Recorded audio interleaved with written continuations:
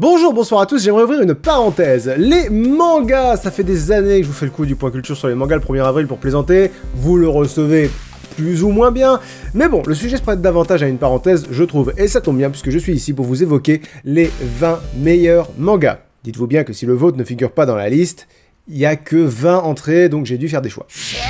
Yaki Torauto. Alors là, on a un classique de chez classique. L'histoire de Sanbalek, le jeune homme devenu guerrier pour venger la mort de son grand-père, tué par la mafia japonaise. Seulement il s'avère que la mafia japonaise est contrôlée par les démons des 8 sens, blablabla, enfin, je vais pas tout vous résumer, vous connaissez ça aussi bien, sinon mieux que moi. Iwashi no Kansume.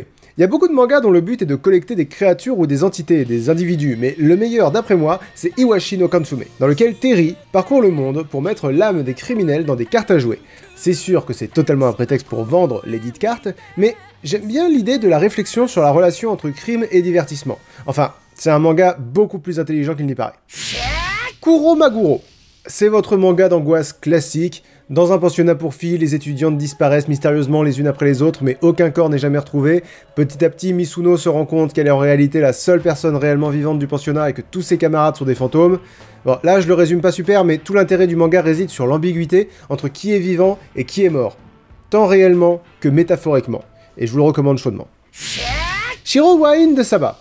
C'est l'histoire très originale d'un jeune garçon aux cheveux hirsutes, courageux et loyal, qui devra affronter des ennemis toujours plus puissants grâce à ses pouvoirs extraordinaires, et à ses nombreux amis, parmi lesquels d'anciens ennemis d'ailleurs, et ce dans le but de devenir le plus puissant des guerriers. Shiroi Same. Un jeune crayon feutre veut découvrir le monde, mais il est prisonnier de sa trousse. Un jour, n'écoutant que son courage, il en appelle au dieu cigogne qui le libère, mais la vie en dehors de la trousse n'est pas si simple, et si vous connaissez l'histoire, vous pensez comme moi, notamment au tome 8, qui nous aura tous fait pleurer à chaudes larmes, même si l'histoire est faite pour les enfants, elle est foutrement bien racontée. Nanta. Dans un univers parallèle, un gouvernement hyper répressif et sa milice de robots géants règnent d'une main de maître, mais le fils du président du monde se questionne quant à la légitimité du pouvoir qu'exerce sa famille, dont l'Empire va fêter son 500e anniversaire. C'est le récit poignant d'une remise en question qui ne vous laissera pas intact et vous fera vous demander ce qu'est réellement la famille. Denki Unagi. C'est l'histoire très originale d'un jeune garçon aux cheveux hirsutes, courageux et loyal, qui devra affronter des ennemis toujours plus puissants grâce à ses pouvoirs extraordinaires et à ses nombreux amis, parmi lesquels d'anciens ennemis d'ailleurs, et ce dans le but de devenir le plus puissant des ninjas. Jinbei Same. C'est l'histoire d'un gars qui joue au golf, et qui doit affronter son adversaire, le joueur de golf qui est méchant et qui veut régner sur le monde par la terreur en jouant au golf, et enfin voilà, c'est pas un genre dont je suis très fan, donc forcément là je le raconte mal, mais bon, c'est un classique. Burimou. C'est un peu un plaisir coupable de jeunesse, mais les Burimou sont vraiment trop cool. Ce sont des camions qui se transforment en dinosaures la nuit pour se battre contre le crime.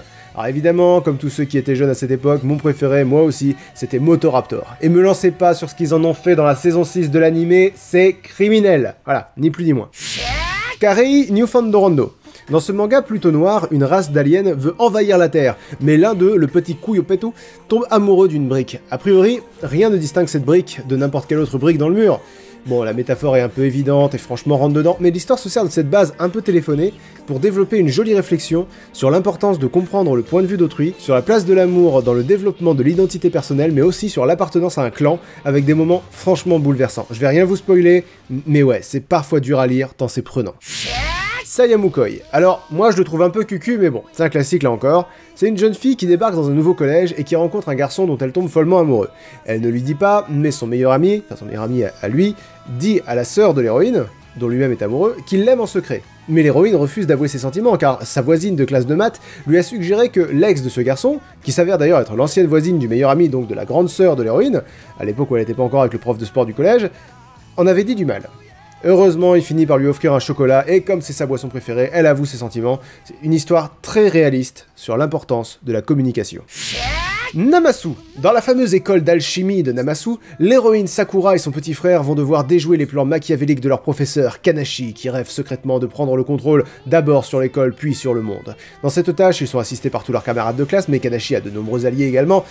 C'est un shonen tout à fait classique, mais dont les personnages sont vraiment attachants. Gokiburi.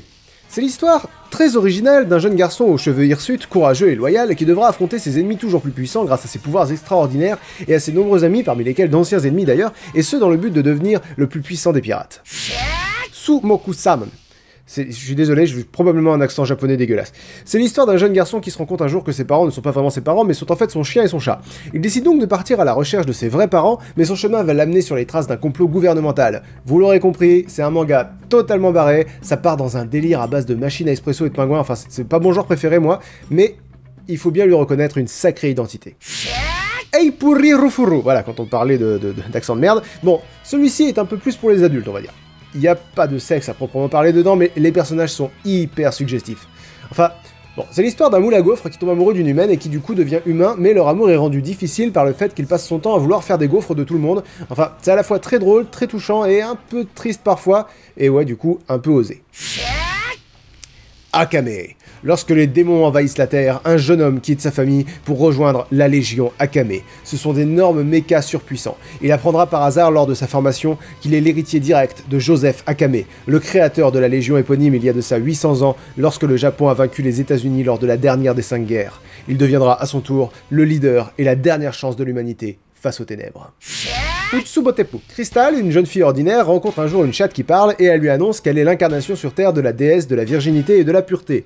Elle lui remet donc un gros sceptre magique rose ainsi que les 2 boules de la sagesse et de la connaissance, afin qu'elle aille combattre les forces obscures menées par le général Tsulaf Kao. Ce qu'elle fait avec l'aide de ses amis, qui ont des super pouvoirs aussi, mais ça a jamais vraiment été expliqué. Enfin bon, c'est une petite faille dans un manga autrement excellent. Poraku. Ça peut être surprenant de voir un manga de cuisine aussi haut dans le classement, mais Poraku est très équilibré dans les émotions qu'il suscite. D'abord, on a le personnage de Philippou Etashibase, qui est hilarant dans le rôle du vieux mentor aigri, Michusaro, qui est toujours de bons conseils, et Elena Darosu, qui est un peu attachante mais un peu flippante. Bref, c'est des personnages hauts en couleur, dans une histoire pourtant totalement barrée, où Shinsuke veut devenir le meilleur cuisinier du Japon, malgré son allergie au poulpe. Bashu Kajiki. C'est l'histoire très originale d'un jeune garçon aux cheveux hirsutes, courageux et loyal, qui devra affronter des ennemis toujours plus puissants grâce à ses pouvoirs extraordinaires et à ses nombreux amis, parmi lesquels d'anciens ennemis d'ailleurs, et ce dans le but de devenir le plus puissant des joueurs de Uno. Nairupashi.